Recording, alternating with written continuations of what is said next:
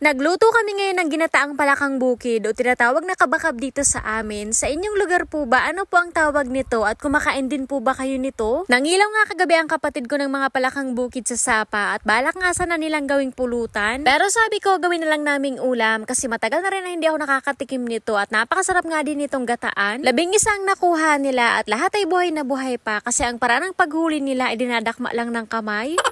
Sa paglilinis naman nito ay inalisan muna namin ang ulo para mas madali itong maalisan ng balat. Napakadali nga lang naman maalis ang balat nito kasi kapag hinila mo ay sabay-sabay nang naalis hanggang sa paan nito. Kapag skinless na ito ay hiwaan lang sa bandang tiyan para maalis ang mga lamang loob nito na hindi naman natin isasama sa pagluto. Inalisan din namin ng mga paa kasi wala namang laman na makukuha dito. Eto ngang isa skinless na wala nang ulo, wala nang lamang loob pero gumagalaw pa. Akala ko nga namamalikmata lang ako pero nung hinulog ko ulit ay gumagalaw pa talaga. Sa parteng legs nga pala ang paborito ko nito kasi yun yung part na marami ang laman. Natapos na namin malinisan lahat at eto na yung naging itsura. Pagka uwi ko sa bahay ay nagbalat naman ako ng niyog na ipapangkata doon sa palakang bukid na lulutuin natin ngayon. Ngayon nga lang ulit ako makakapagluto at makakatikim nito kasi yung ilog malapit dito sa aming bahay ay bibihir na lang ang ganito kasi halos gabi-gabi may nangingilaw. Kinakain nga talaga ito dito sa amin at kadalasan nga ginagawang pulutan ng mga manginginom. Pagkatapos ko makuha ang gata ng niyog ay nagsimula na ako magluto. Nagisa muna ako ng luya pampaalis ng lansat. Sinunod ko na rin ang bawang at sibuyas. Nung lumabas na ang aroma, inalagay ko na ang mga palakang bukid. Hinalo-halo ko lang ito at nilagyan ko muna ito ng konting tubig saka ko inilagay ang purong gata. Nilagyan ko na nga rin pala ito ng asin pampalasa. Habang hinihintay na kumulo ay nanguha muna ako ng dahon ng sili dito sa gilid ng kubo namin at nanguha na rin ako ng bunga pang paanghang kasi kapag maanghang ay mas lalong masarap. Nakakatuwa nga itong sili namin. Napakarami nga sana nitong bunga kaso inaaraw-araw naman ng mga manok. Hinugasan ko nga pala muna itong mga dahon ng sili at nang kumulo na nga inilagay ko na at ang mga bunga na kinuha ko rin. Hindi ko na nga ito hinalo-halo at dahan-dahan ko na lang binaliktad para hindi magmukhang giniling at para hindi maghiwalay ang laman sa buto. Madali lang kasi ito maluto at napakalambot rin ng laman nito. Kumuha nga pala ako ng dahon ng lubas o libas para may konting asim. Hinimay-himay ko lang ito, hinugasan at diretso ko nang inilagay at dapat nga sana kanina pa kaso ngayon ko lang naisipang haluan. Ipinailalim ko na lang para mas mabilis itong maluto. Nung tinikman ko na nga, lintian na si Ram. Sabaw palang ulam na. Luto na nga ito pero hahanguin ko kapag kaunti na ang sabaw. At ato na nga hinango ko na. Sa sobrang lambot nga yumiwalay na ang ibang buto. Nakakatakam nga ang bango nito dahil sa dahon ng sili at dahon ng lubas. Maraming luto nga palang pwedeng gawin dito. Adobo sa gata, adobo, prito at masarap din itong ihalo sa mga ginataang gulay.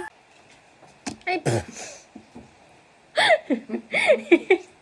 Naluto na nga lahat-lahat pero buhay pa rin. Kaya naman kain po tayo. Thank you Lord sa blessing. Shoutout nga po pala sa Tay-Ilis Moto Tires na matatagpuan sa Barangay Tugos, Sorsogon City. At hanggang dito na lang muna. Maraming salamat po sa panonood. See you in my next vlog.